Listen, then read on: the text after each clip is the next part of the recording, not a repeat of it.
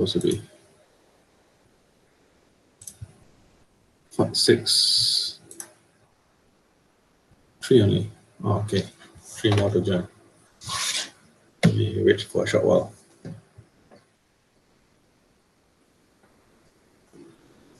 Okay.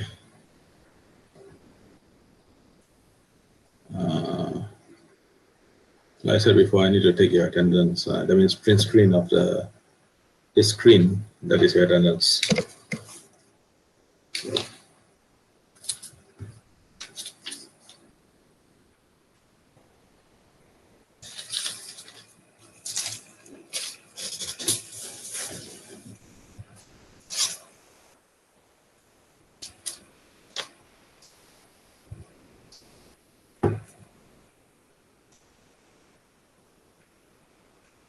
Just wait for a short while.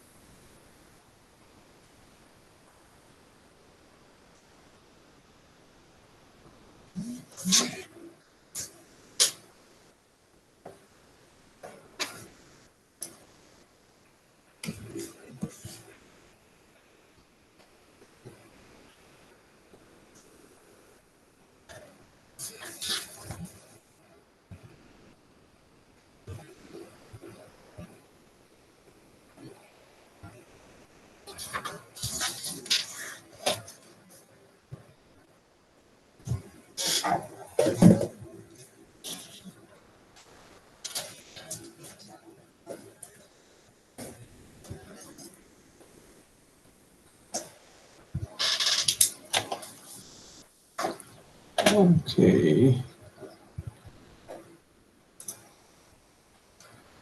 1, 2, 3. 1, 2, 3, 4 only.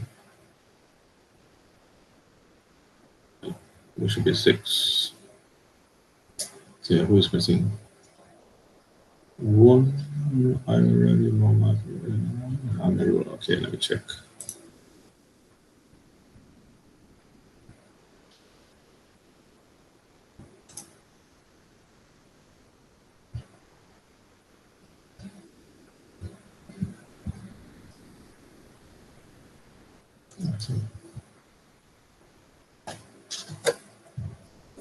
Try to message now.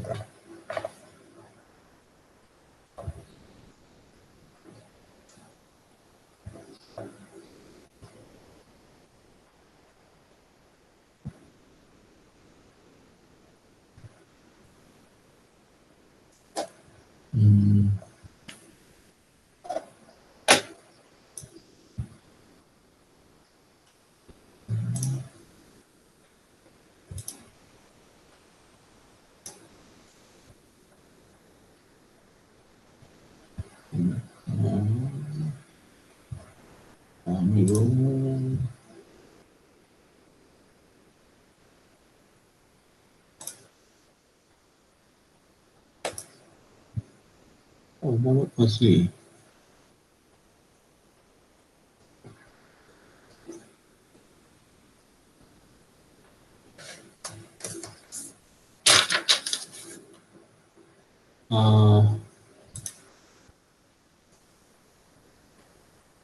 Some of you contact Muhammad Fazli. Muhammad Fazil, sir. Yeah, Okay. he's not in the class, right? Yeah.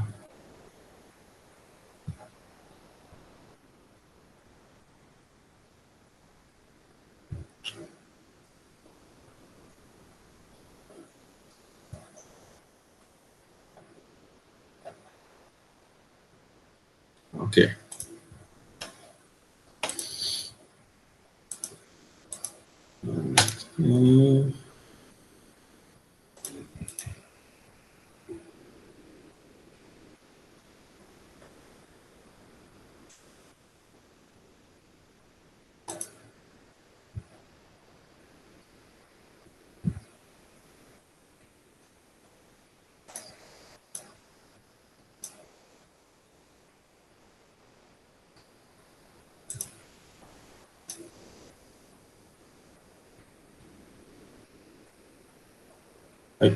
Yeah, sorry.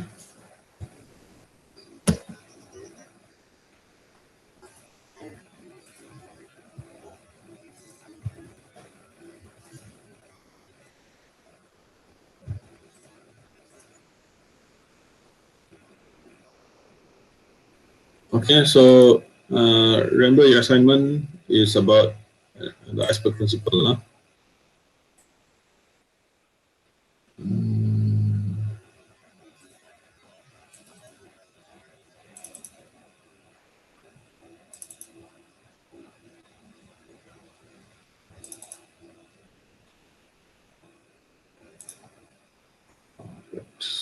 Let's see now.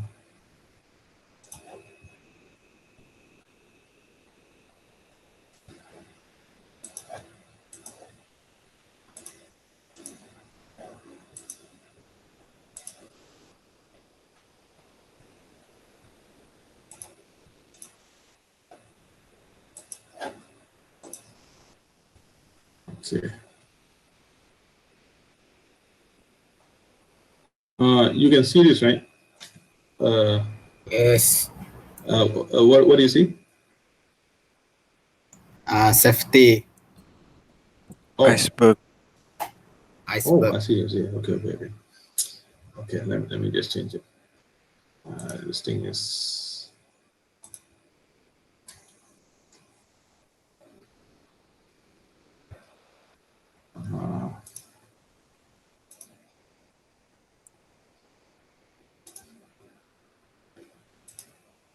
Okay, so you guys should start writing your assignment already. So why safety is considered iceberg principle in its effect on organization, and also state why knowing the consequence of accident can prevent people from causing the accident, or at least reduce the effect of the accident. So like I said before, the first portion is about the actual cause of accident being very much larger than what you obviously see. Like I said, a guy got a small little cut in his finger, and I think the cost I gave you was something like 11,000 if you go and analyze the actual cost of that small accident. And last week I also told you, for that same reason, it's actually very expensive to fire a worker. Okay, because if that senior worker leaves, the actual cost of hiring someone new, new means training. Okay, there's a lot of downtime that you need to give him training. Sometimes downtime from the senior worker, because senior worker cannot do his job as efficiently as he could because he's training a new person. Okay, sometimes they hire HR personnel to teach you. If you count, you assume that HR personnel is a private company. You count the person teaching you salary and all that. You have to count all that, lah. Okay, then the most expensive cost is actually the crashes of the machine, because he didn't operate the machine properly. Okay, so remember the three things. Write down.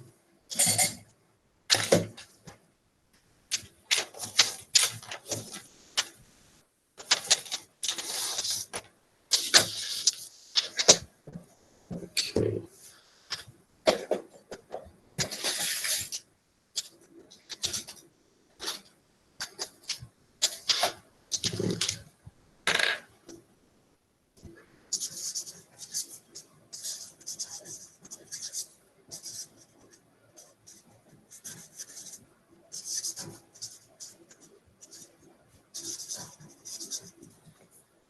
Okay, number one is medical. Number two,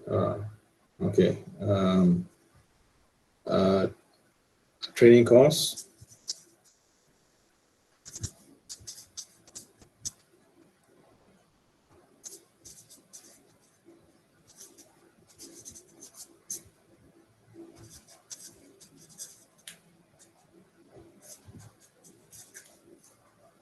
Three,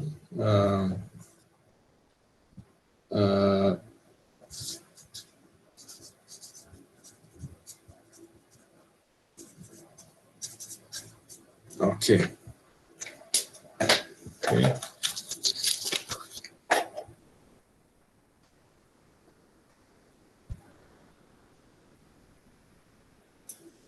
Okay. Okay.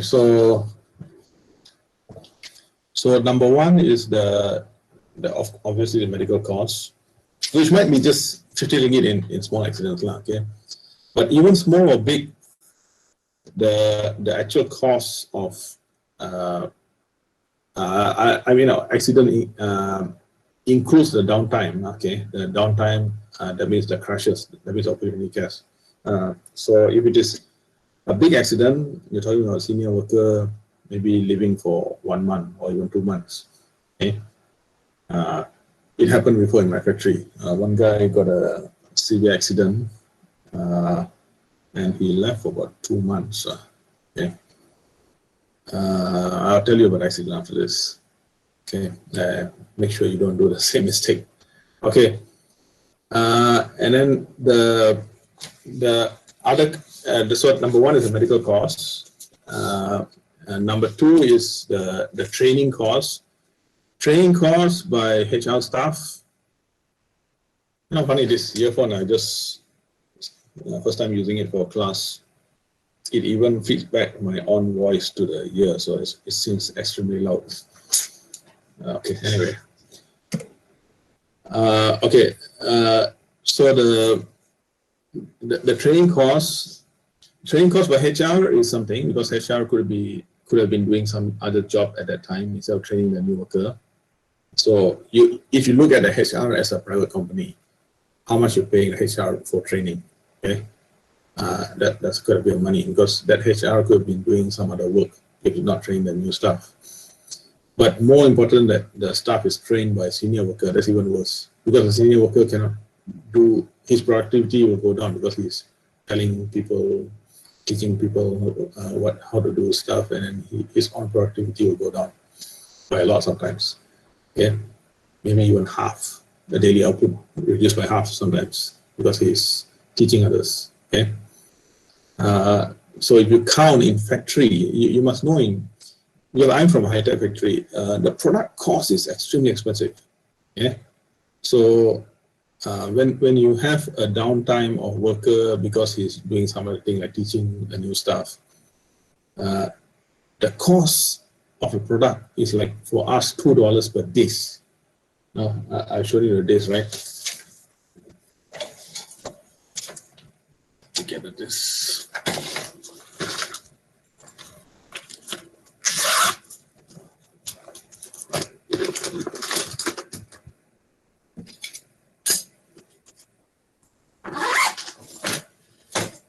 Okay, this is the disk that we make in Kuching factory. It looks so simple, right? But it has to be made very accurately.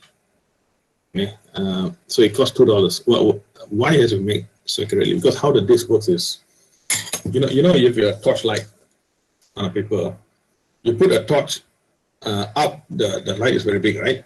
When you go down, the light becomes small. That's exactly how hard disk works. To get more data, the head flying over the disk must be as low as possible. Okay, so last I heard it was 0.2 because I left the factory 12 years ago. Okay, so but the last I heard it was 0.2 micro-inch. Imagine 1 inch is, you see your finger is split into 1, 2, 3 like that. Like that is 1 inch roughly lah. Okay, you can measure. My ruler is missing. Oh yeah, I got it.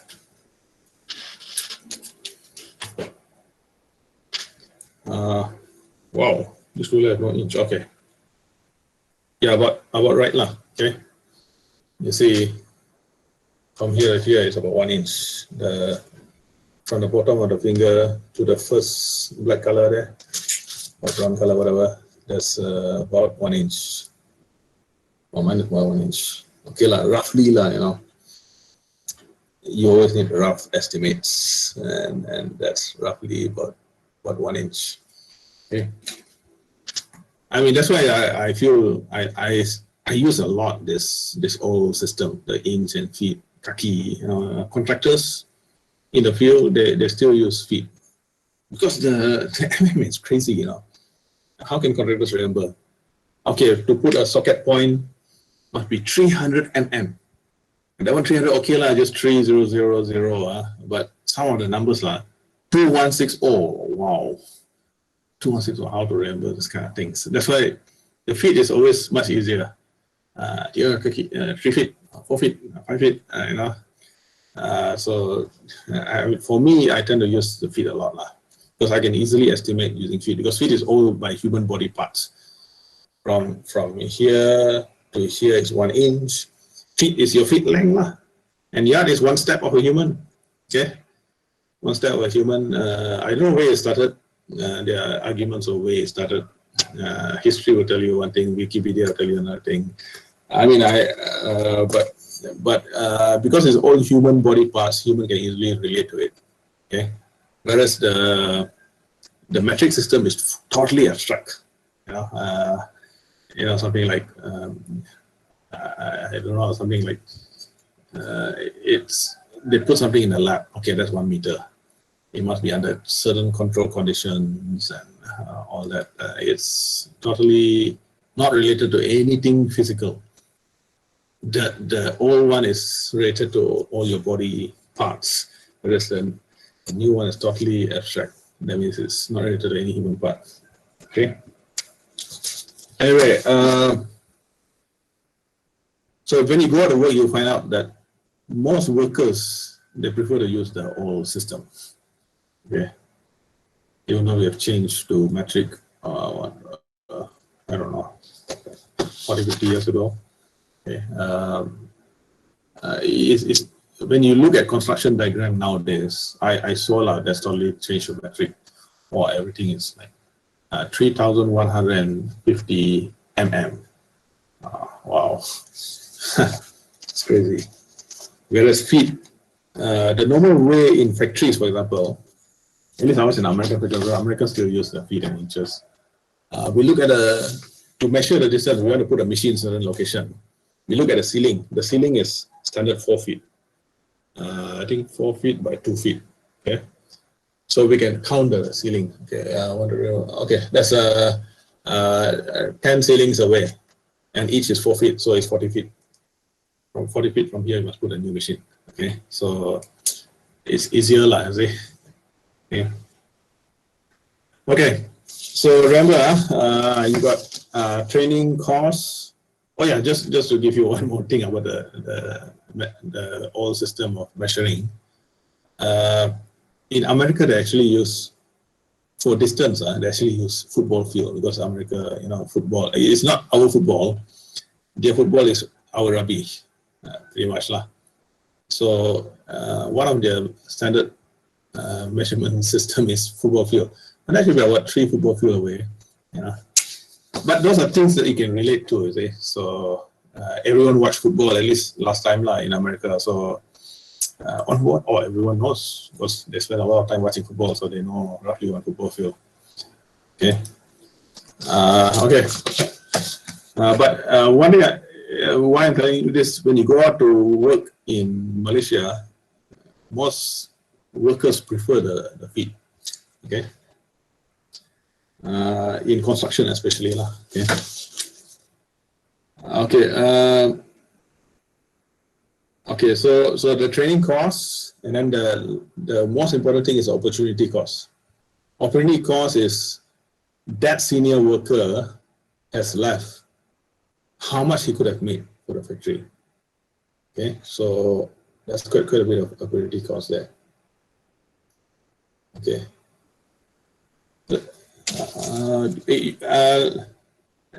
You can hear me clearly, right? Because I'm using my new earphones. I'm not sure how it's going through. No, sir, I got Wi-Fi problem. Can't hear clearly. Wait, let me put the sound a bit louder. I didn't hear you. Sorry. What is that? Cannot hear clearly, sir. I got Wi-Fi problem here. Oh, yo. How are others? Is yours maybe Wi-Fi? Okay, can hear. Oh, okay.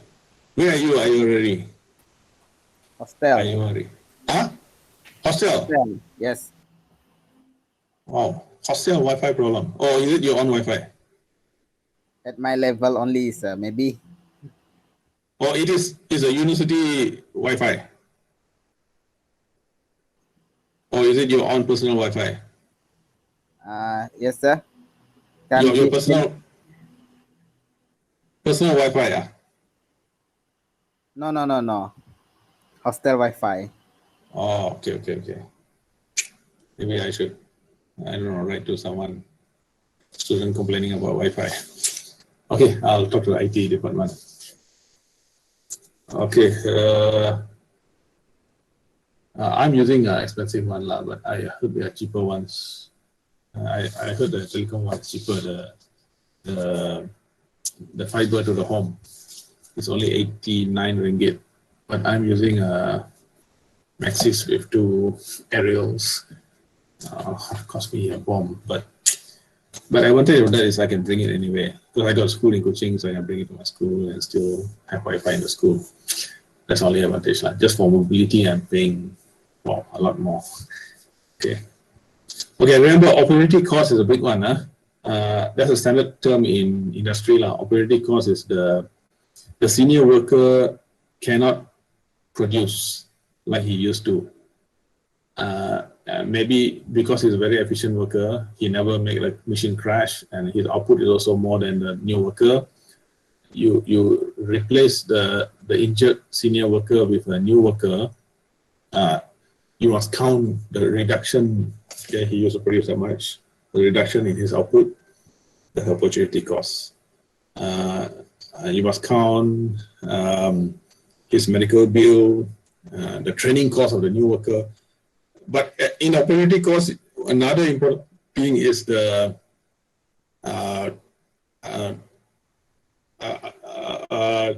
crashes. Crash are terribly expensive. I showed you last time how much a crash costs.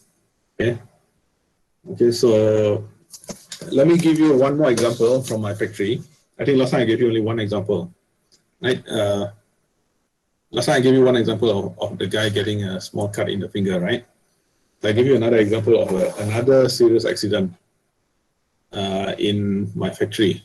Actually, I can give you two, but give you a calculation of another one. But okay, let me tell you the third one first. Okay. Okay. So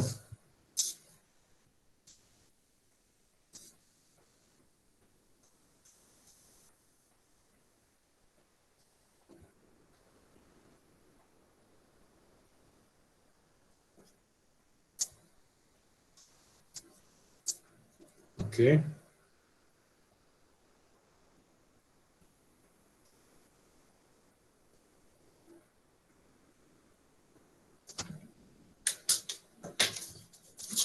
Okay, this is the accident.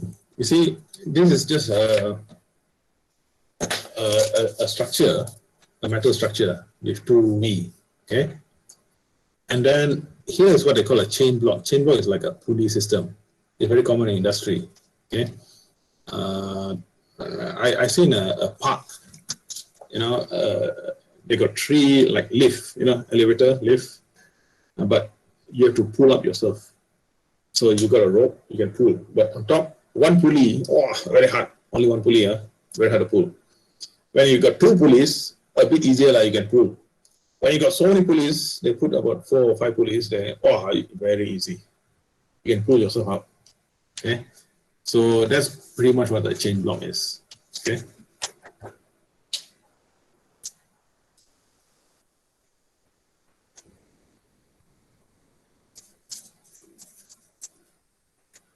Okay. So this is pretty much what a chain block is. Okay. So you see, this engineer, he was a promoted engineer, like, you know, he, frankly, how the boss they can tell. So he got promoted to engineer. Then he said a lot of funny statements. You know, he is powerful in our meetings. He's powerful because of the boss, right? So when he say, people listen, because he's a boss favorite. You know, I think you've seen like newspaper, you can read, but all our Malaysian politics also favorite. It's not good. It's just help the boss. Okay. So I remember one statement he made. This theoretical education is useless because you know why? He never really go to school properly. You know, he got a diploma. Maybe I don't know. Maybe not even a diploma. I think a cert. You know, from some college or whatever. And then because he's a boss friend, he get promoted to engineer. Okay, and very powerful meeting. He's the top guy. I seen his review. You know, in factories we have reviews. 1, 2, 3, 4. I don't know. They got different names for 1, 2, 3, 4 lah. I left quite long ago. I forgot the names. But outstanding, something like that, is the top review. You know, highest mark. I've seen his review always highest mark one. Okay. So anyway, one of his statement is theoretical education useless. I mean, training for the workers. Give them classroom, useless. Give them practical, enough. And that time I was a bit brave, like, you know, in front of the boss. Boss, you know, there's some of our workers, 12 years operating the big 9-ton machine. All they do is to start it, they put the disc and then they press with 2 fingers. You know. They purposely want you to use 2 fingers, so you're sure you really want to do this, because a 9-ton machine climbing the disc is a big thing, right? So they make you press 2 fingers. 12 years, that's all they know how to do. They don't know how the machine works. So what's the use of practical training? He has practical for 12 years. He don't know anything about the machine. You'll be surprised. That's happening in machines. Okay, in factory machines, people know how to operate the machine, but they don't know anything about the machine. Okay, so that's why you need both theory and practical to be a good person. I mean, a good worker.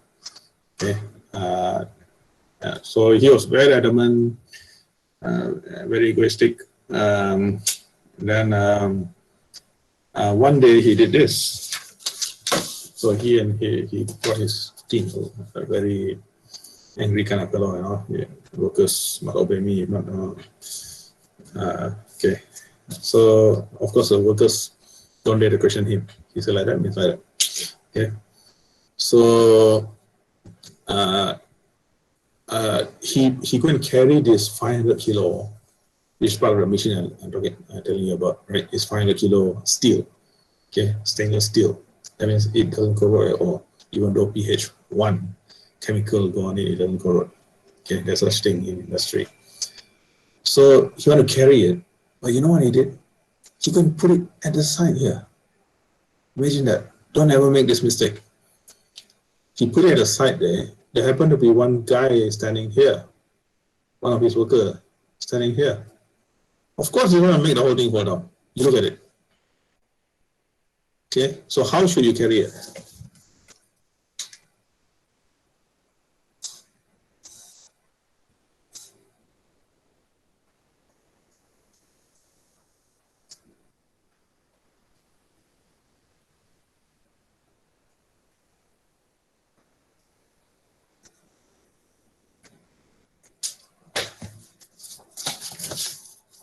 You carry it like this, you see?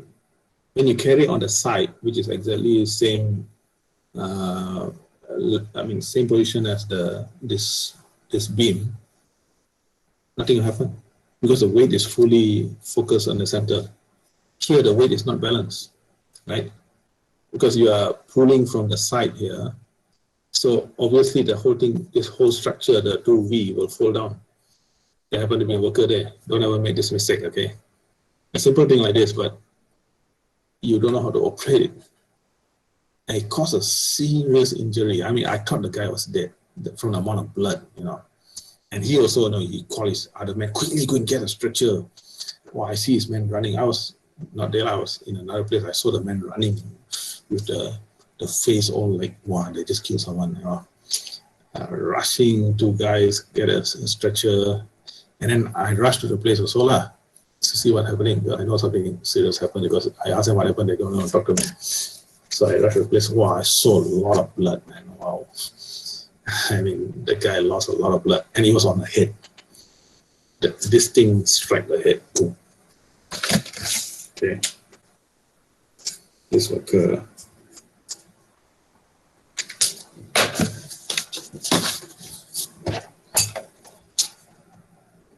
This worker was here. This thing fell down and struck his head.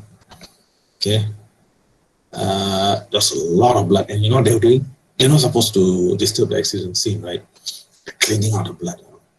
Take as much tissue paper, clean out all the blood. That's a priority. Yeah. Anyway, so that guy had a very serious, and I was sent to ambulance. I have some friends in medical also, so I follow him actually to the ambulance, even though I was not involved in that section of. I rushed because he was my friend, the guy, the injured guy is my friend.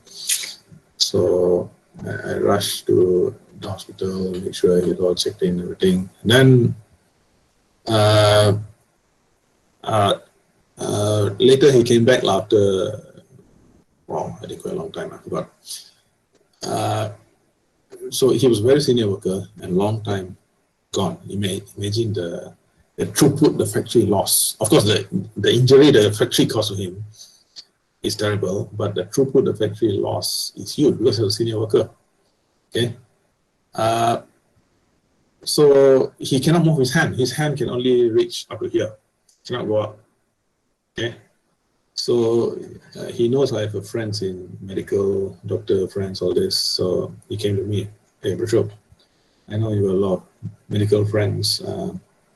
The company want me to go to a big hospital, private hospital in Kuching, and do operation. 50,000 company will pay because my hand can only go to here. They want to operate my spine, and everyone tell me when you operate spine, you might die. I don't want to die so fast. He's quite a young guy. So do you have any other suggestion? So okay, let me check my friend. So I call my friend Dr. Ravi. Ravi said, oh, the orthopedic, the best doctor is Dr. Wong. Dr. Wong in GH. GH is the cheapest one, right? It's free, right, for Malaysian citizens. So Dr. Wong was of this. He is a top in Malaysia. He said anyway in Malaysia, they got a serious problem. They call him to fly down from Kuching, fly to Johor, fly to Penang, Terengganu, whatever. He's the one who flies because he's a super expert in this. So, my friend went to Dr. Wong lah. So Dr. Wong said, tell me the history, what was happening, what exactly how all this happened, and then so now I just want an opinion because this company want me to go to this private hospital and pay 50,000 and operate my spine.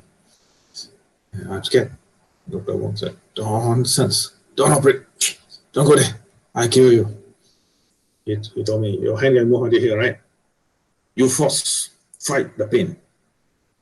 Every day fight the pain a little bit. Physiotherapy. You come to hospital, we teach you how to do. So every day the doctors and nurse slowly move up, fight the pain. Okay, fight the pain until you can do like this. Yes, he's cured. Okay, physiotherapy. So that's why the meaning of this that I learned from that doctor is you have a pain. Some people have pain, you know, some people complain to me, yeah, pain here, pain here. I had one time, I think my backbone was totally injured, and then for 1 month, I'm a sportman and I play basketball. That's how you see me in the school. So I cannot play. I can't even move properly. So one day I'm fed up. I got severe back pain. I took my basketball, go and play. Not ala no, like 2.5 hours. I go and shoot hoops. I'm cured. So the moral story is, you got pain, you fight the pain, you get cured. Okay.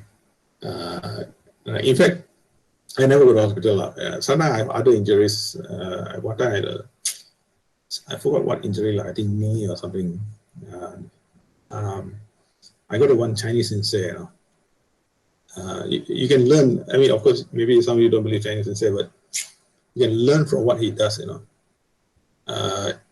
He hit your body. Where's your pain? Okay, here. Say like here, pain.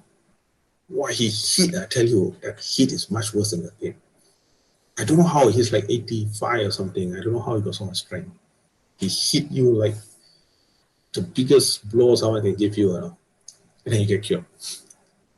So basically, I don't know, like he's instead of you fighting the pain, he's giving you the pain, and you get cured. Okay. Of course, his story is funny. Like he was actually in prison, and then he has nothing to do in prison, and he say like somebody somehow he got this knowledge lah, but he must cure people without money. So when you go to him, you don't pay money. I mean, he don't ask for money, but you give him lah, you put in some ampao, give him. Okay, depend on you lah. You're rich, you pay more. Poor, you pay less. Like that lah. Okay, so that's how he operates lah. Because he told me a spirit. He told me the story in the prison. The spirit told him, "I give you this knowledge, but you cannot charge people for it." Okay. Okay. So anyway, the only doctor I pretty go to is him. I don't go to normal doctors. I go to normal doctors like UCTS. When I joined, they say you must take medical checkup. Okay lah. Otherwise, I also go to doctor to give blood.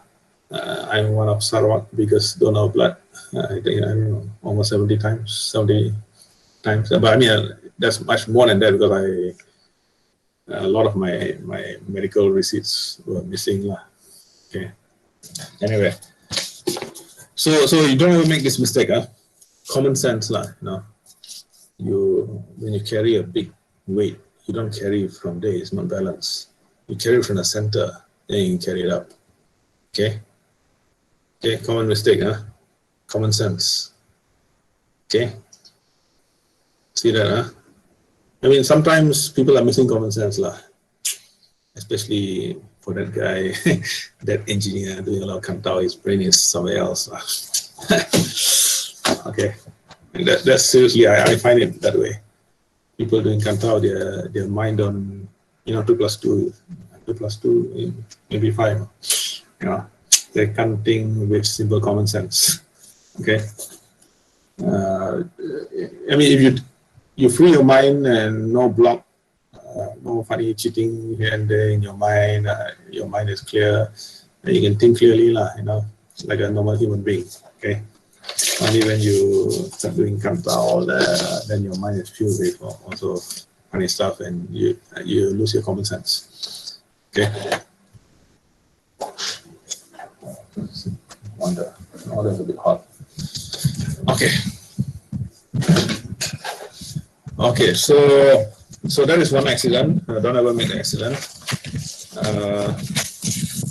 Then the other accident, I don't know if I tell you, but it is. So that accident, you see how they got out of it. That guy was never charged. The engineer was never charged for the accident. He somehow swiggled his way out. That's a standard practice in industry now, of course. Big guys with some power, some influence with the boss, they somehow get out of trouble. Okay, that's standard. When you go to industry, that's how it works. Yeah, sometimes the whole news is missing. So I told you the few accidents, right? Like the gas explosion, gas pipe explosion for the gas pipe between Sabah and Bintulu, an explosion. You don't find it in the news. Even in Google, you search, very hard to find. Maybe they'll say gas pipe explode, but no one injured. Okay. Yeah, something like that. And then the Longyear accident also, you cannot find much. 2 persons died, very sure, because all my friends are working there, because we are in the same area. Okay. Longyear and Western Little is in the same region in Kuching. So people hop from this factory, they hop to that factory. So a lot of my friends in Longyear, they told me the real story, that 2 persons died. But if you look in newspaper, nothing. So this is a standard practice in industry, because the consequence of the factory when you cause accident is so huge. So they will try their best to get out of it. Okay, let me show you this other accident. I think I didn't tell you, but anyway. So what happened is, and there's this, this boss and then the company owner. He's a repairer of, water systems lah. Okay, and then his workers normally do the work, and there's a ladder. Okay, so John must put in your report also lah. Okay, at the end of the ladder, there's 2 rubber friction. To increase friction so you don't slip. See, you can see the ladder behind me, right? At the bottom of it is just 2 rubber pieces. The purpose of the rubber is to give you friction. Okay, but the safety engineer at that time said, "Hey, that one look like shoe. My factory is a clean room. Okay, so for us people who work there, they give us a factory shoe. That means we come to work, our street shoe we put in a locker, and from a locker we take the factory shoe and work in the factory. But for the contractors, of course we cannot buy them factory shoes. So we give them a shoe cover which is like plastic material, like some of your modern shirts, some of the shirts are like plastic. I try to avoid them. I try to buy cotton. Okay. I don't know if you know, but you see a lot of lecturers, I go back to Kuching every weekend. And a lot of lecturers say, "How are you doing?" Because they for them very expensive. They use flight. I also use flight, but I use bus. I said, "How do you stay so uncomfortable in the bus?" I said, "You have to use cotton, everything cotton." So I use a jeans, my shirt also cotton, and then at the seat I put a pillow which is fully cotton, covered with a cotton cloth. When I use cotton, I can sleep. From last night I traveled from Kuching to Cebu. I slept pretty much all the way. Okay. Normally it's like that lah. That's why nowadays, because I sleep so well. Last time from Cebu to Kuching, it stops quite frequently in Serian. So Serian, I know, okay, time to wake up. I don't get up at the last point because my house is on the highway. So I have to get out somewhere in between and walk to my house. So nowadays, because in Serian, there's 2 flyovers, so a lot of time the bypass stopping is a rent from nowadays. They go over the flyover, so you don't feel anything. Okay, so that means you bypass the rent totally. Yeah, so now I have to tell the driver from Cebu, so hey, can you wake me up at this point on the highway? If not, I'll end up in the last point. Okay, and I have to call my wife to pick me up sometime 4:30. It depends on bus driver lah. Some bus driver can reach Kuching 4:30 a.m. Some 5:30, some even 6:30. Okay, I don't know. Some bus driver malas, so I don't know what's happening. I know one particular driver. I don't know his name, but he always super early, 4:30 reach Kuching. Okay, anyway.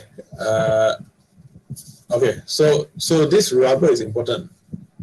Okay, because it gives friction. So the outsiders have to wear a shoe cover. Okay, and it's slippery. So the safety engineer decided this was a shoe, looked like a shoe, looked like a rubber black shoe. So said, put shoe cover on this. Okay, now the workers were doing it for a long time, putting shoe cover on that. The problem with these safety engineers, by law, safety engineer is a very important person. If you look at the flow chart, company chart, you got CEO, and you got people.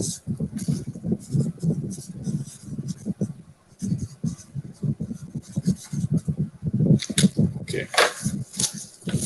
By law, in most countries, you have CEO and then safety manager is just below. So report directly to CEO. You know why? This worldwide issue, because if this person is below somewhere down there, he don't give the correct information to this, because these people in between want to hide the truth.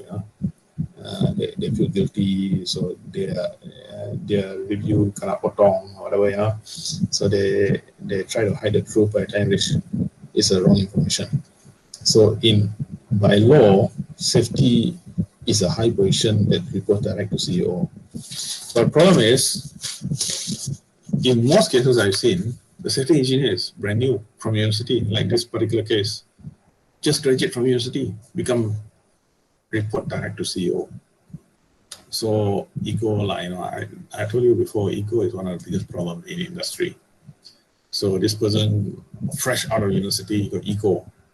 I'm there, at the time like 12 years, but this person, report direct to CEO, so a lot of power. Yeah. So we are scared of safety engineer. So safety engineer say must put shoe cover. There are a lot of engineers who probably understand that this is a dangerous thing, but they don't need to question the safety engineer because they report direct to CEO. Okay, like me, I've seen the workers. I would know this is a crazy idea. I don't need to complain to her. That's her decision. She reports to this one. Okay, so there's a problem like this, especially in companies where the top-down control is too high. The low guy cannot give suggestions. Okay, so this is already 7 p.m. So normally the workers can climb. People in Sarawak, they can climb. One of my friend, he told me he's a big-time oil and gas guy. Actually, oil and gas worldwide, they actually hire people from Sarawak, Iban, specifically Iban, especially Miri Ibans, all over the world. You go to Russia, you can see the Iban. North Sea is a huge oil field for England. Okay? It's one of the oldest places in the world. North Sea, you can imagine that, above England. 80% of the workers are Iban. Can you imagine that? Okay. So I asked one of the top guy, hey, why only Iban? So these Ibans, you can see them on the oil rig, the oil rig like that, right? You can see them walking, climbing down like that. The other people don't really do that. Only the Ibans, very clever at doing that. And then if they really get injured, they say, okay nasib, yeah, and they don't sue, Other people country, other people from other country, they'll sue the company like Shell, you caused this injury. They'll somehow get a lawyer and win the case, and then the Shell will pay them a lot of money. But the IBAN tend to not sue. They say nasib. Okay, so that's why most of these guys work over IBAN, they can climb, no problem. I've seen that myself also. The Kuching airport, I have to pass by the Kuching airport because my house is beyond the Kuching airport. That's why I'm the Kuching Cebu highway. Okay, so when they're building Kuching airport, Kuching airport got like this. I see the people now like that. I see people climbing up there. Wow. Okay, it's huge, I mean that thing is so high up, and it's the Minangkabau design like that. I see people walking. I mean, not walking, I mean climbing. Okay. So these guys, worker can climb no problem. Okay. Even though it is sugar here, very slippery, can climb. But one day it's already 7 p.m. Okay. So it's already 7 p.m.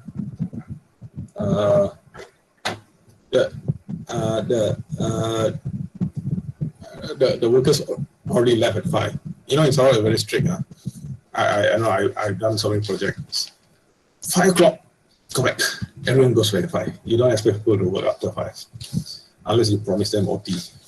Okay, 5, June 5. Everyone 4:30 already pack their tools. 5 o'clock. It's standard Sarawak culture. I don't know about other places in Malaysia, but Sarawak is like that. So 5 o'clock, all your workers go back. So 7 o'clock, the manager in charge of that piping on top of the ceiling called the manager. The manager came down. You see, your man did this morning, leaking. So the manager himself climbed up. The owner of the company, he climbed up. This is about 2-story high, long ladder. He slipped, fell, died. Okay, he died. Okay, the consequence is so high, One of the consequences I'll tell you before I show you a calculation. The workers, because we are 24-hour operation. Not because we are so greedy to make money 24 hours. The chemicals, once you stop the production and then you start again, it will take like sometime 1 or 2 days before the yield. Okay.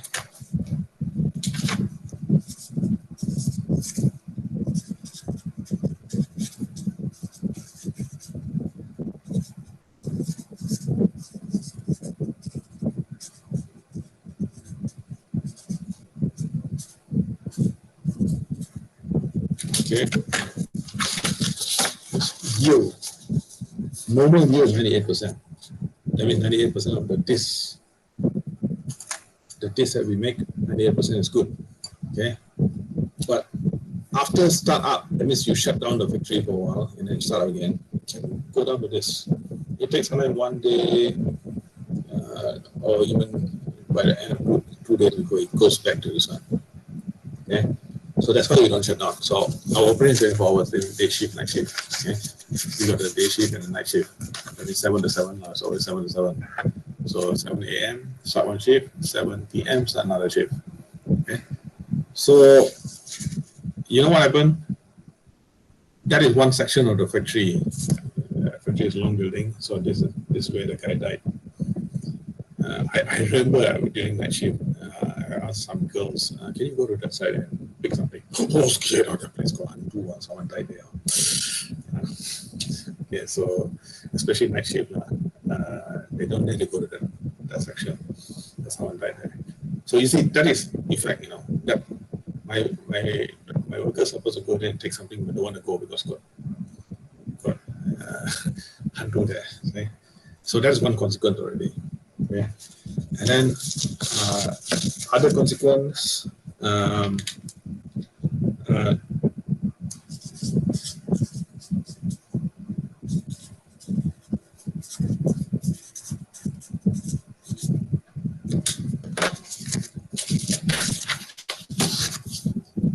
anytime someone died, you have to call DOSH. Actually, I think within 12 hours or 14 hours, I forgot forgot the law exactly. Okay, I think it's between 12 to 14 hours, you must call DOSH if someone died. Okay, so DOSH came. Remember, DOSH is a Malaysian government department. I seen in exam 100%. I'll ask you what's this in your exam. Okay, 100%. Okay, Department of Safety and Health. It's a Malaysian government department. A lot of people, I don't know why, exam time they put Department of Safety and Health USA. I don't know, maybe they type Google because it's the same name worldwide. Every country call it the same name. So a lot of people in the exam, right? What is DOSH? I asked in the exam. Department of Safety and Health of USA. Come on, man! It's a Malaysian government department. I'm not talking about USA here. Okay. So DOSH is in charge of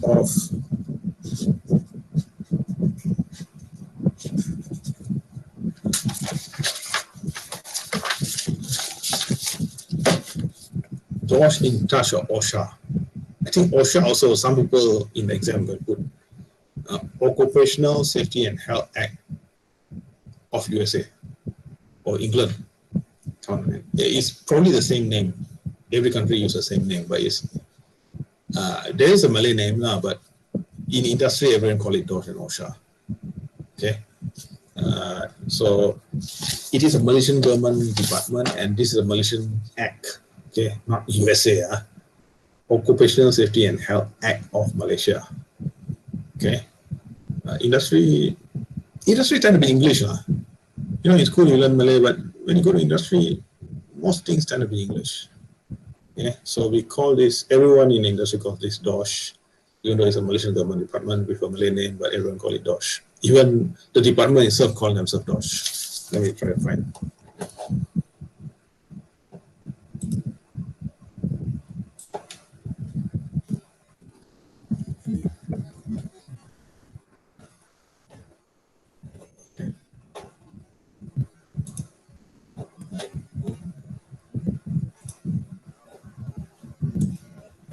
Okay, let me show you.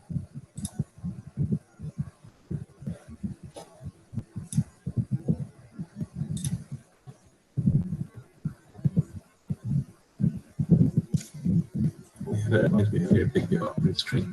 What happens? 2, 3, 4, 5, 6. Okay. So remember, this is your attendance.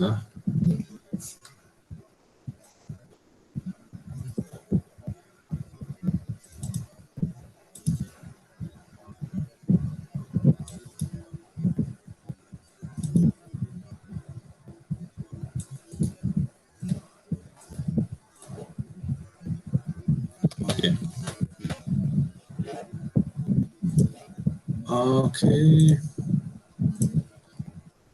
So you look here, DOSH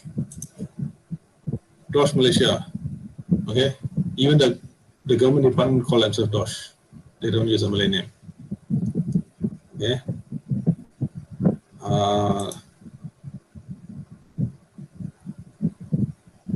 See, official website is DOSH.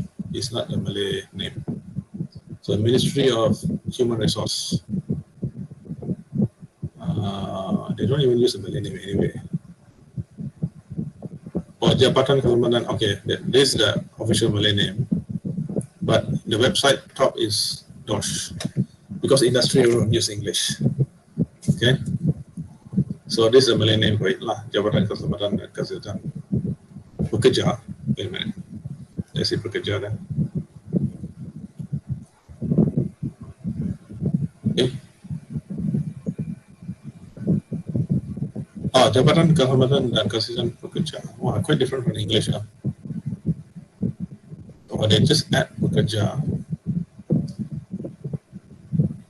Okay, they just add Pekerja.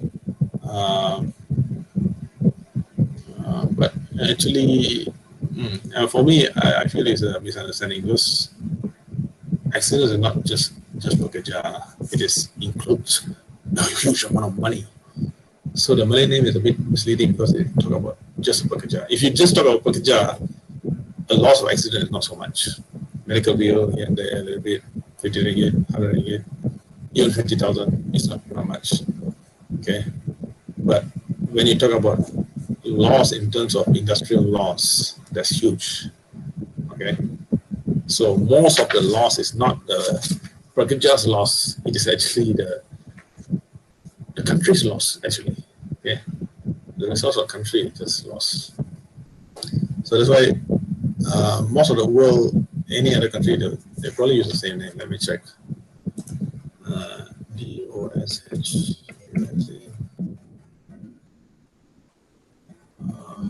Okay. Is Malaysia ni? Awak DOSH UK.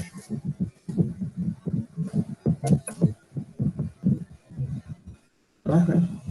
Why some people answer me Department of Safety and Health USA? Okay. Let me see.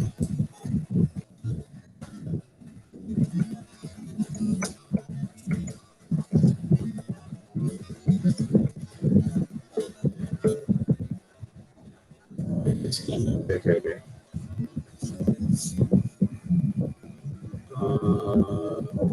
In England they call it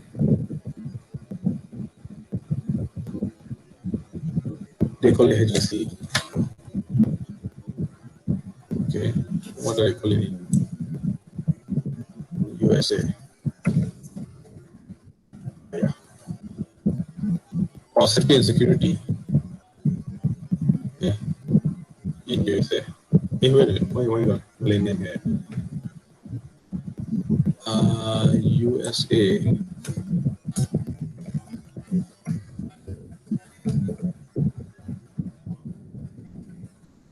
Oh, USA OSHA. OSHA. Okay, but it's a different number. Malaysian OSHA is different. Malaysian OSHA is Occupational Safety and Health Act, whereas USA is Occupational Safety and Health Administration. That's a department. In Malaysia, it's an act. Okay, make sure you get that right. Very frustrated. Kind of starts to be wrong name. Department of Safety and Health.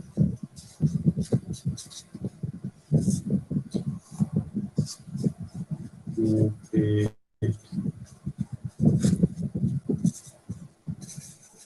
Safety and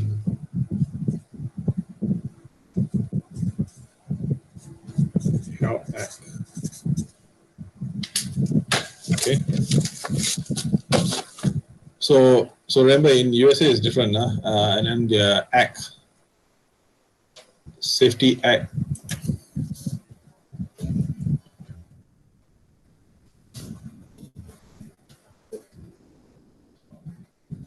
Okay, the Safety Act provides, it's just called Safety Act. Okay, so I don't know why some people answer me back, OSHA is USA and all that. It's totally different in USA and England.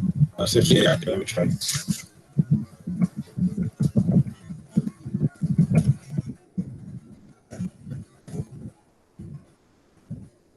Okay, wow, Hasawa. Okay, so I don't know how people answer me is USA Act and all that.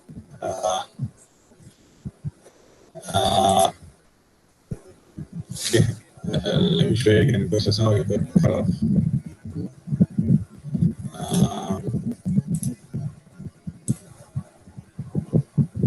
Okay. Right.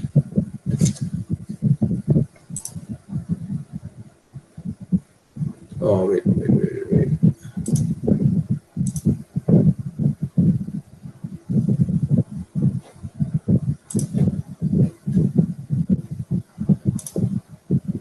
Oh, damn, sorry.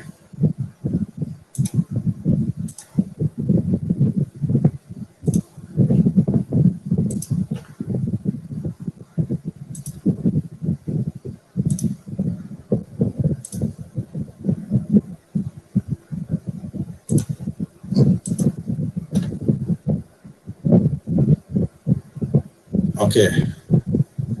Just now I didn't show you the screen, but that's something wrong. But anyway, you see this Safety Act of United Kingdom is called HASWA.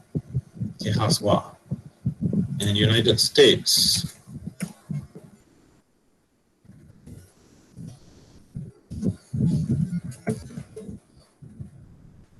is Occupational Safety and Health Act. Wow, same, huh? Okay. So Malaysia is using the same as USA for this one, OSHA. Okay. And there's a difference in Malaysia and USA, okay? For this is the same, but their department is called Occupational Safety and Health Administration. So their act and department is the same in USA. In England, it's totally different. Okay.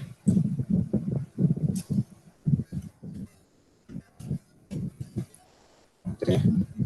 So the act is called HASWA, and the department is HASWA.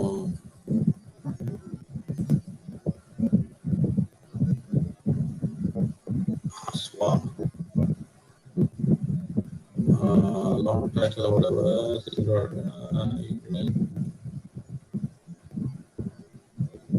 The act and the rules of war are regulated by government. What's the department? Oh, so their department is called Health and Safety Commission. So you see this one, the Health and Safety Commission. Ours is DOSH, D-O-S-H. Yeah. So you get a. Let me write it down. Okay. So I don't know why people give me this back in exam. Okay. So Malaysia,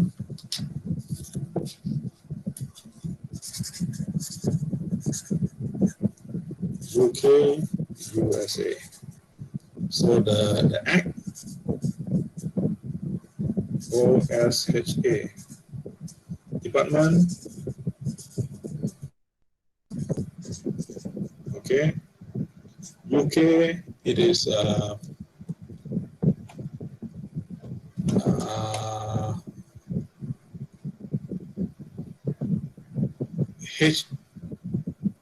Health and Safety at Work Act, HASWA. Okay, in the department is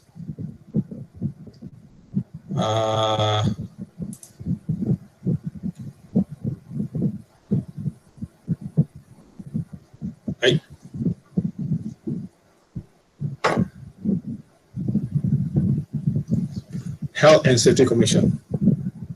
Health and Safety Commission. Okay. USA, it is OSHA,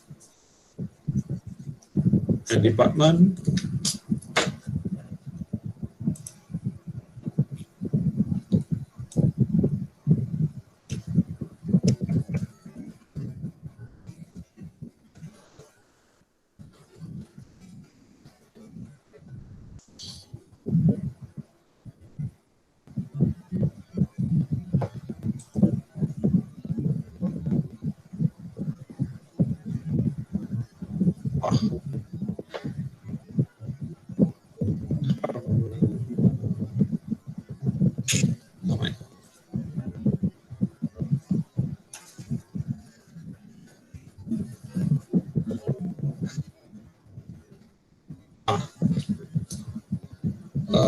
USA is Occupational Safety and Health Administration. Okay.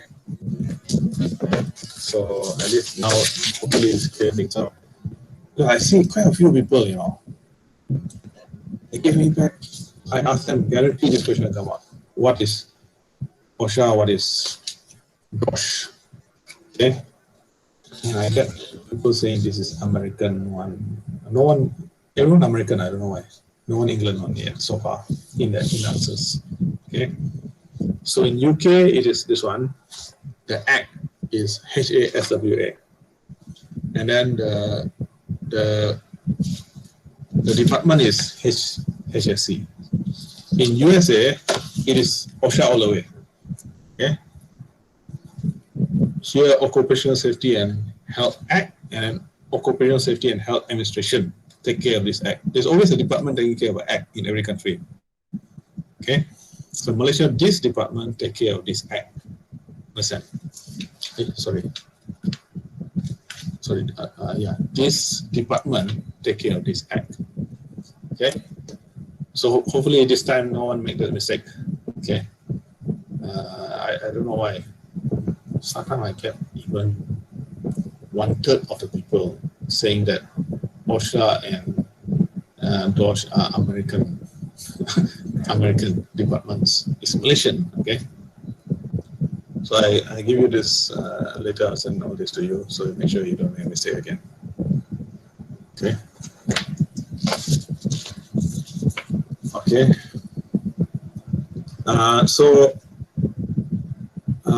Every act has a department taking care of it. It's a standard in Malaysia. I think it's standard worldwide also. Okay. Every act has a department taking care. So, like, I'm a radiation protection officer. So the act, there's an act for radiation, government act, a law, government law. Act means government law, right? And then the department taking care of it is LPTA. That's in Malay, Lembaga Pelaksana Negara. I think now they are mostly pushing for the English version, which is AELB, Atomic Energy Licensing Board. Okay, so most of, even the same department when I started with them, or 1995, they are fully LPTA. Everyone in Malaysia calls it LPTA. But now they themselves, in their website, are calling themselves using the English name. Okay, because industry, most people speak English, so they also go back to the English name. Okay. Pretty much, I think the world is moving to English now, so you better be good in English. I can tell you, you see, I'm the old generation of Malaysian, right? I finished my Form 5 in 1980. During my time, we don't have to pass Malay. Yeah, Malay fail, no problem. So you know what? Malay class, everyone, contact. Nobody entered class. I remember watching, because you know the school SMK has a fence, so a small hole. Someone cut the fence a bit, and then we can escape to a Malay kampung nearby. I remember doing that during Malay class. Go to a Malay kampung nearby and watch Muhammad Ali fighting. Okay. I think that's the only time I did that. Because Muhammad Ali very important those days. So I did that. Go to the hall. So actually we don't attend Malay class. Okay.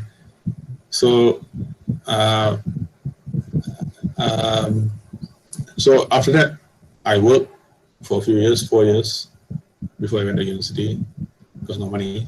So I went to university finally after 4 years without money. One way ticket, and just cuma saja. And then, of course, USA, there's no, only one time I used Malay, 100% English. So and I came back, I joined Cisco. Cisco said, you must pass Malay. I never used Malay for, by the time, 6, because I did bachelor 4 years, master's 2 years, plus another 10 years already. I didn't use Malay pretty much. Well, at work I didn't use Malay. Sorry, so full 6 years I didn't use Malay. But even then, and then my secondary school also pretty much I didn't use Malay at all in my whole secondary school. At work I used more Malay because my secondary school SMK was mostly Chinese, so no one spoke Malay. It was the syllabus was all in English. So pretty much I don't know much Malay. So I had to pass Malay. So I went for a tuition school. So all Form 5 people except me. And they were all laughing. The first sentence I ever wrote in Malay, other students were laughing at it. And my tuition teacher told me, 1 year, you are banned from English. Okay? No English TV, no English newspaper, no English books. 1 year. So I really follow him. Radio, TV, 100% Malay. 1 year. That's why I learned to appreciate some Malay songs like Samarapati, one of those days, my favorite. Okay. So 1 year fully Malay. I pass. So same thing you can do if some of you are bad in English, which I've seen some students are bad in English. you just ban, at least this semester. Rest this semester you ban from other language, only English. I did it 1 year, but mine is from 100% zero. After 1 year, I can pass SPM. Okay. So, you can improve your language, you just have to focus on it. Okay. Sometimes, because the time I was working in Cisco always traveling. Sometimes you go to some hotel, Cisco gives you a good hotel. I watched it. The boss, Cisco said, cannot watch English, so I had to watch a Malay movie. Okay, I forced myself, so at least you do that for 1 year, and then you totally improve. Okay. Okay. Sometimes you have to force yourself, Okay. But it's very important, because it's become an international language already. It's no more England language or USA language. It's a worldwide language. I met a guy in Miri, a German guy, because I used to teach in Miri sometimes. So he was staying in the same hotel as me, next room. So we were talking the whole night, and he said, Germany, everyone speaks English. Germany, Germany, the one that fight England, right? In America. Of course, they hate England and America, right? But everyone in Germany speaks English. He told me. It is from the person himself. It's not like media telling you or Wikipedia telling you. This is the German guy himself telling you. Okay. So he said, all over Europe, everyone speaks English. Okay. The only one who refuses to speak English is France. France, they can speak English, but they don't want to tell you they speak English. You ask them in English, they don't want to answer. Okay. It's like that, like England. I used to work for a French company after my Form 6. I worked in this French company to build the Kuching port. And I was in the container, the shipping container. They turned a shipping container into an office, so I was a site clerk. Actually, they call it site clerk. Or they call it timekeeper. But I'm the main brain behind the piling and the drilling operation. Of course, because I have no degree, the boss get all the recognition. Okay. All the calculation for exactly how deep to drill is done by me. How deep to drill, how much cement, what mixture of cement, all I do. How deep to do the piling, the calculation, all done by me. But the name goes to my boss, the engineer, French engineer. But the French, not the engineer, the French boss always end up in my office. You know why he came to my office? Because the French was a contractor and the consultant was English. He come to my office to relax, to complain about the English. He keep telling me all sorts of stories. He said, the German attacked us during World War II, but we still like the German better than the English. English are definitely our biggest enemy. Okay, he tell me all these stories.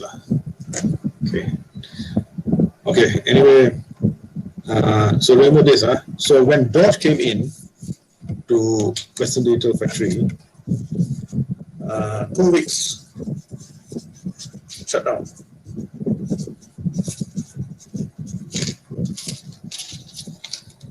Shutdown. Okay, because we killed someone died. Not a problem, but someone died. Actually, you really look at it, it's our safety engineer's problem. That's the way I look at it. Okay, but if you look at the cost, we got we call it 6 BU. We got BU business unit, and 168 days, 10 minutes. So 168. We got 6 BU, we call it business unit. Okay.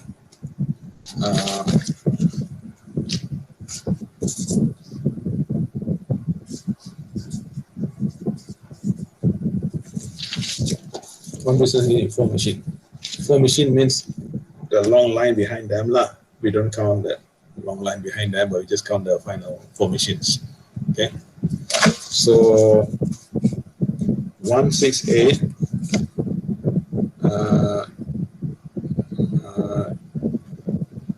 times times 60 divided 10. Okay. 130 times 60 minutes per hour, right? Yeah, like 10 minutes, one cycle of production. And one cycle go 160 days. Okay. And each days is $2.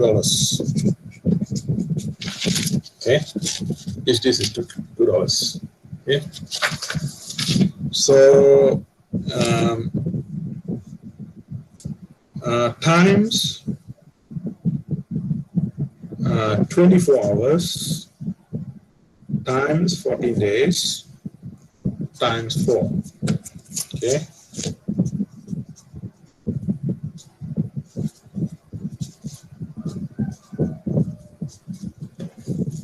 Okay. So that's okay. $2. Once is 8 days every 10 minutes. So 60 minutes divided by 10 minutes times 24 hours times 2 weeks times 4 machines. Okay, so how much that?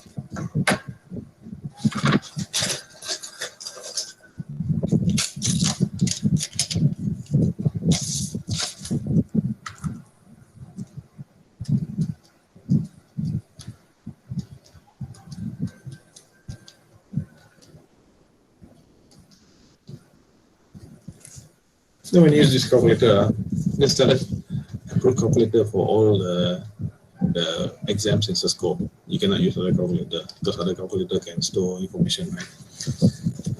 So I always go back, whenever you key in something, you use this one to go back to make sure you key in the correct number. Because electrical exam, you can make mistake. It's not like other exam, you can get 50% still pass, 40% also still pass. Electrical, you cannot make mistake. You make mistake, something will blow up. Engineering in the field, you cannot make mistake. So I always go back, make sure I key in the right number. Sometimes you yourself key in wrong, but sometimes it's a problem with the calculator. You press a number, but the number didn't go in. So you always use this button here to confirm you key in the correct one. Okay, so this is the one approved by Cisco for exams. Okay. Okay. So I confirm all the numbers. I guess it's going to confirm all the numbers. 2 times 168 times 6 times 24 times 14 times 4. Wow, what is this number? Wow, 2 million. 2,709,504. That's dollars times 4.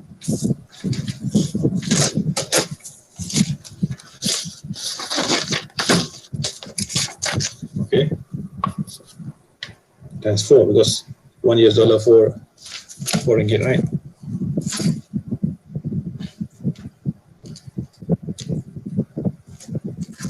Wow. 10 million. 838 016.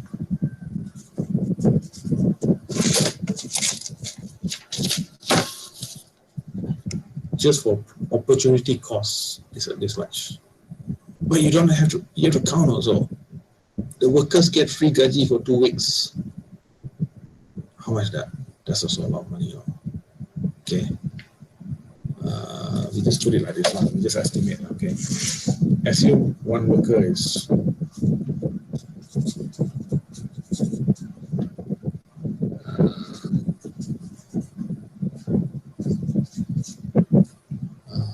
okay, we have 2,500 workers, but assume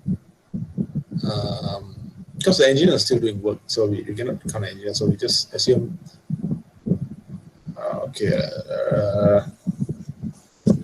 2,500 minus about 200. Okay, we have 2,500 workers minus 200 of executive, that means engineers and with a degree lah. Okay.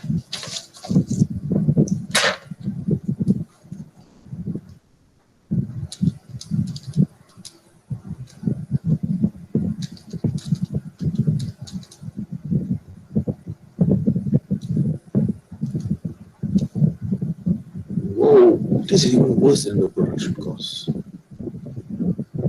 Well, not first, but 3,450.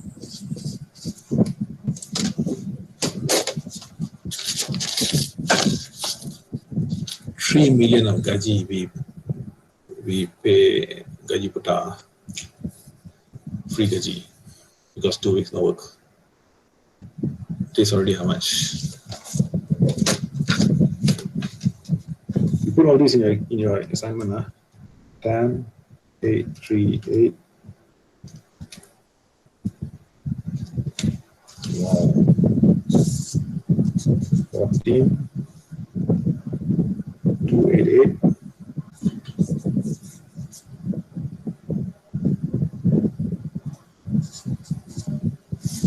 Okay.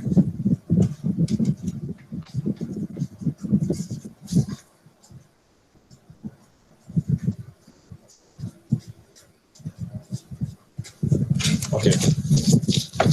So is 14 million of opportunity costs gone, 2 weeks down. Plus you have to add another 14. You know why? Because they came in, things we have been doing for 30 years in one way, this one not safe. 30 years no one accident, they don't care. You do something about it. We got to make modifications all over the factory. We got to do it in 2 weeks. So it was haphazardly done because the vendor didn't get a contract, 14 million more money, all the vendors rushing for it. 6 months later, all those modifications drop away because they were done very shortly. Okay, 28 million just because one guy died. Okay, so you can see why when you go out to work next time, why factories really want to hide accidents. They can lose 28 million for one guy dying. We actually paid, you have to add another figure here, we paid 50,000 to the family. Just, kebajikan, the charity lah, okay? Because we are very sure it's not our problem, it's not our factory problem. He climbed wrongly, he died. Which I'm sure is not the case actually. It is our factory's problem because the engineer asked them to put a shoe cover. Okay, so we pay the family 50,000, and maybe there's an advantage to that also because the factory would get sued by the family. Right, the family can sue us, right? So pay them 50,000, keep it quiet. If I heard, if you accept money like that, there's a consequence. You know, okay, say factory did something wrong to you, but the factory gave you some money, say 10,000. Okay, you accept the money. That acceptance of money has a legal consequence. After that, you cannot sue the company. When you accept the money, that means you agree to whatever they did to you. So the word they use in law is consent.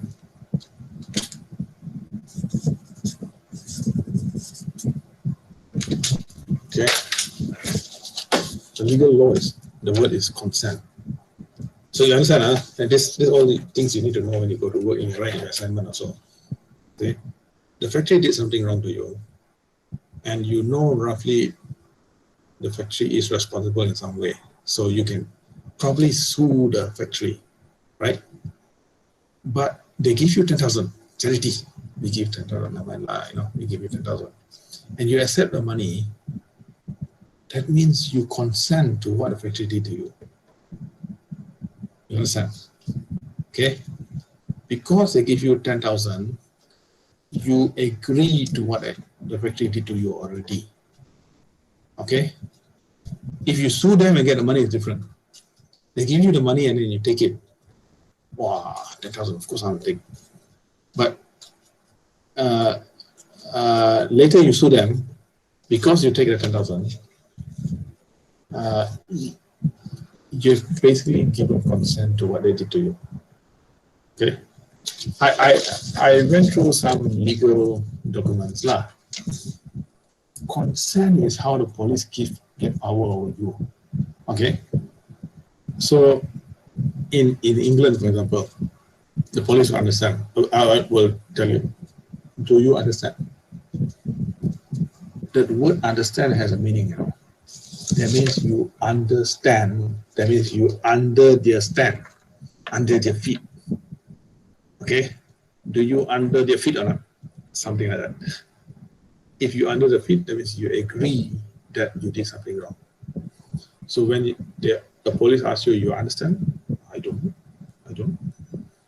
I seen one of this when I was working in the French factory. One of the Frenchmen got caught driving. So the police caught him, and then I don't. As if he don't speak. He knows he can speak English very well. As if he don't speak English. That means he doesn't understand any of the things that he said to you. The police said to you. Okay. That is, he doesn't give consent. Okay. So there are some legal things you need to know, okay, to protect yourself. Once some factory did something wrong to you, and then you especially accept money, that is an indication that you agree to whatever they did to you. Okay? Because before you sue them, you took the money. They already did something wrong to you, and you took the money, and later you sue them. That taking money cancels your suing. Okay? Something like that, you know. You can check if you're a lawyer. I'm not a lawyer. But I know that much from, because I need to know a bit about law, you know, to survive in factories. Okay?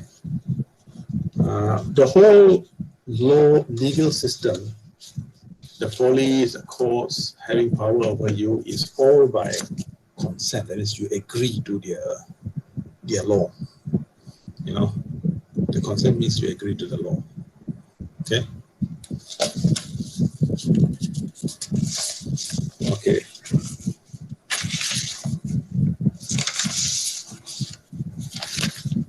Okay. So this one I'll send this to you. But you have to put pretty much like this. Put this in your assignment, all these numbers. And in final exam also you put the same thing. I'll ask you about this in the final exam. Okay. Maybe not boat accident, because last time I told you about the guy cutting the fingers a little bit, and it cost about 11,000, something like that. And this is a different one. It's 14 million, 28 million, Tracy. And at least you must know also, you must put in assignment also, why companies all over the country and actually all over the world, they try their best to hide accident, especially a death. Okay, someone died, or missing. The guy is missing. You don't know what happened. He didn't show up for work. He died. Okay, it happens. It might be a respectable company in Malaysia, but rather than paying this much money, they will do something like that. Call some gangsters. Can you help us hide this accident? Okay. So gangsters have a bit of law knowledge. They know how to do stuff. Okay. So it is. I mean, it's sad but true, lah. Okay. Accidents cost companies a huge amount of money, especially at that. So they'll do their best to somehow hide it. Get the pipe from Sabah to Indo is hidden. You cannot find it in the news. The Longi accident is hidden. You cannot find it in the news. I mean, they talk a bit about it, but definitely no one died. Okay, the pipe from Sabah to Indo, no one died. Okay, then because debt is a very critical thing. You see the debt, how much it costs.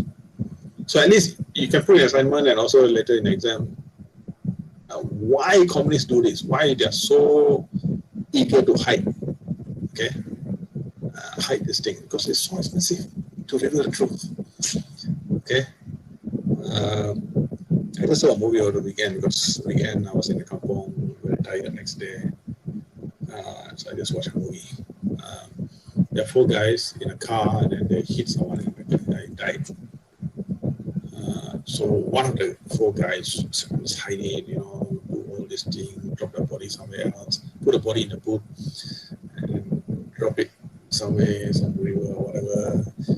We must do this because if not, all 4 of us will be in jail the rest of our lives. But finally, one of the 4, the guy who actually drove, decided to go and tell the police because it said all these things we are doing, illegal stuff, hiding the body, all that, it's probably we just say it's accident. We can't help it. We accidentally hit this guy because he's running around the road. He feels that it is better to just tell the police, so he revealed the truth, okay? But it turned out that it was a crime. The guy was running away from some bad guys. Or is it? Well, it was a bad guy or something like that. Okay, the guy who was running was actually a bad guy. Okay, so they finally told the police exactly what happened. Okay, but the sad fact about the law is in industry, okay, sometimes when you tell, the consequence is so high, like this one, 14 million. Okay, which is why big accidents are always hidden.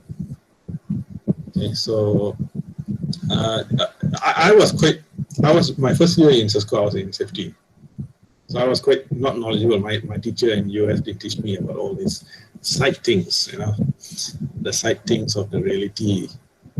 They tell me 2 + 2 is 4. They didn't tell me got some other side thing also, when you're going to lose 28 million, people will think differently, just because of someone died.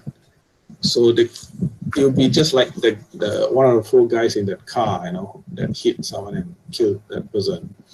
You must do something about it. You must hide it somehow. This actually what happening.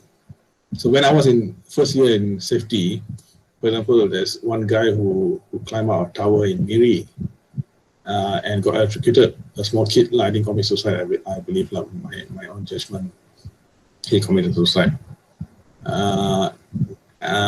So I was an investigator for that because I was in safety department, and I was very 2 + 2 is 4, that kind of person. I didn't think of the consequence to Cisco and all that. For me, just 2 + 2 is 4, because I just came back from US at the time, my first job. So 2 + 2 is 4. I didn't think of these side things, which I'm telling you now, so you don't make the same mistake. You must, as an engineer, safety engineer in Cisco, I must make the company look good, because the consequence of making the company look bad, that even slightly give the impression that Cisco was slightly wrong. I did say that in my report. Cisco is slightly wrong because there's no fence around that tower, but there's no fence around a lot of towers in Sarawak. I wrote that in my report. There's no fence around the tower. So my boss was very angry. What is this report? Okay, I changed it. Okay. That guy definitely commits suicide. Okay.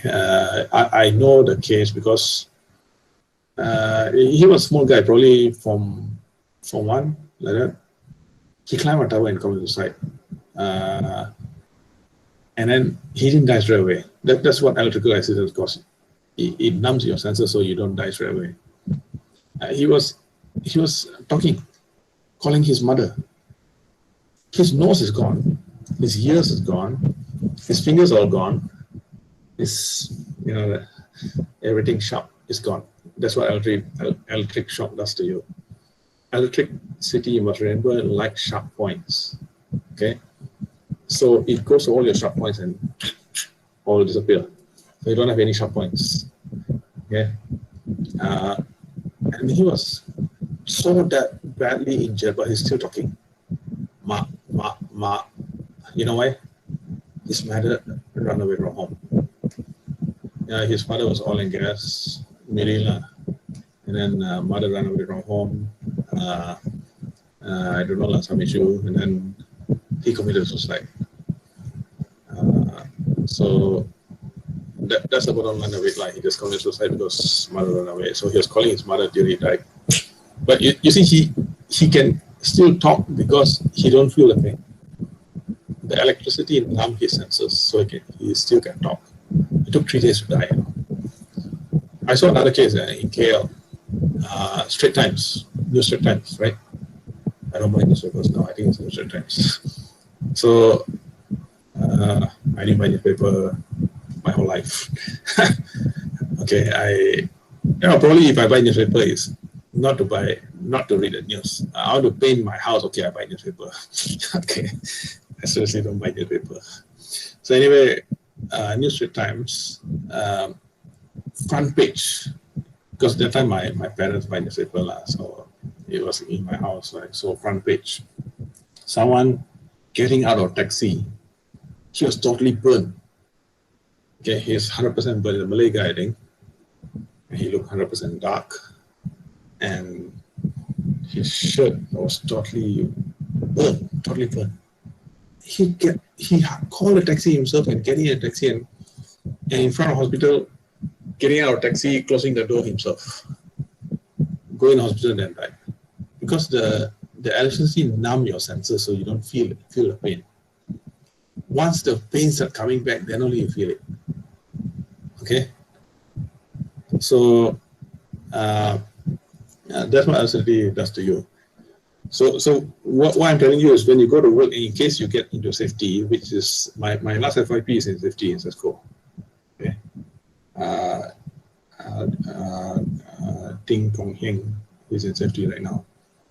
Okay, so safety Cisco. So at least I tell you this: you don't be very, I would say, gullible. Gullible means too much before. How can it be not 4? Like that kind of. Like me, when I first came out from university, how can 2 + 2 become 5? Cannot. But you must see the real situation. When one death can cost you 28 million, it's a different story. Okay, there's a lot of 28 million, a lot of money, a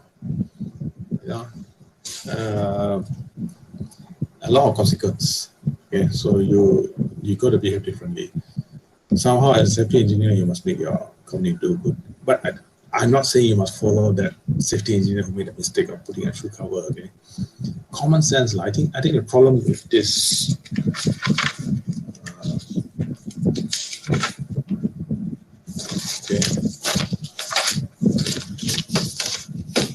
The problem with this issue, because safety is quite new in Malaysia. In the old days, we got safety. Nobody knows what's the meaning of safety also. In the 1960s, 70s, safety. And then suddenly, especially when companies like Cisco, we take World Bank loans, which is exactly why they hired me in Cisco, because they took a World Bank loan. When you take a World Bank loan, you must have safety department. Cisco didn't really have a safety department. They had 2 guys taking care of buying fire extinguishers and all these things, 2 technicians.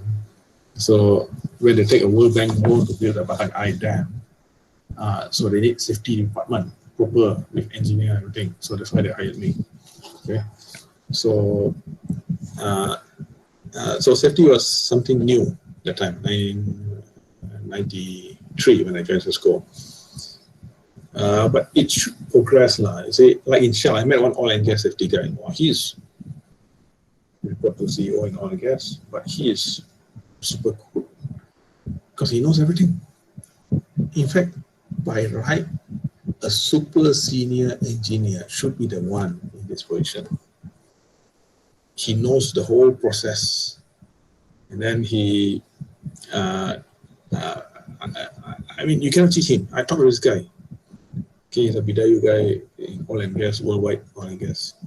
He knows everything, 100% everything about every process. That's the correct safety engineer. So oil and gas, they know this. So they hired a proper guy to be a safety engineer, not someone fresh, probably never hold a screwdriver, which is basically what ours was. I bet you, because it was a girl, I don't think she ever held a screwdriver in her hand and suddenly becomes such a high position. Made a mistake of getting people to put shoe cover on this, and that caused an accident. Okay, so basically what I'm saying is that safety has a lot of consequence. Okay, it's a very big thing in industry. Okay, we're talking about, and okay, when I was taking the safety course in 1993, okay.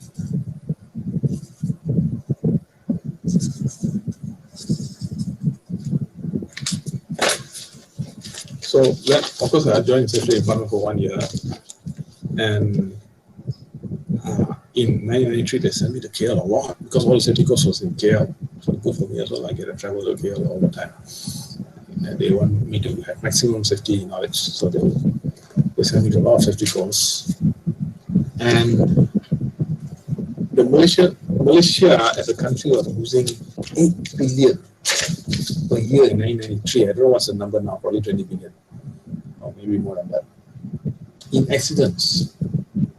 So you can see why safety is such an important thing. 8 billion is big money, you know. The whole Bakun is 8 billion. If that loss in money, you can build Bakun. Okay.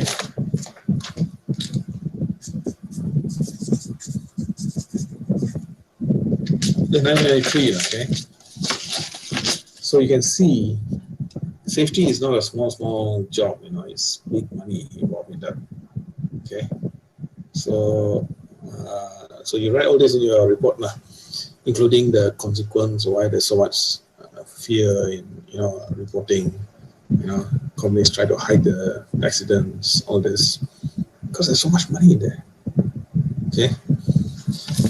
Okay, that's the end of class. I got another class after this. See you next week. I'll send you all this notes now. Put it all in your assignment. And final exam, you'll get the same thing.